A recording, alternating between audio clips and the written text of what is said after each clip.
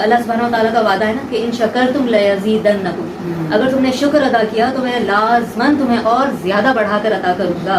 تو یہ ان کی شکرانے کی دعا ہے. جب وہ چونٹی کی انہوں نے بات سنی اور سمجھی تو اس پر اللہ کے شکر ادا کرنے کے لیے انہوں نے یہ دعا ادا فرمائی کہ ربی اوزعنی ان اشکر نعمتک التی انعمت علی، یا اللہ مجھے توفیق عطا فرما کہ میں شکر ادا کروں اس نعمت پر جو تو نے مجھے عطا فرمائی.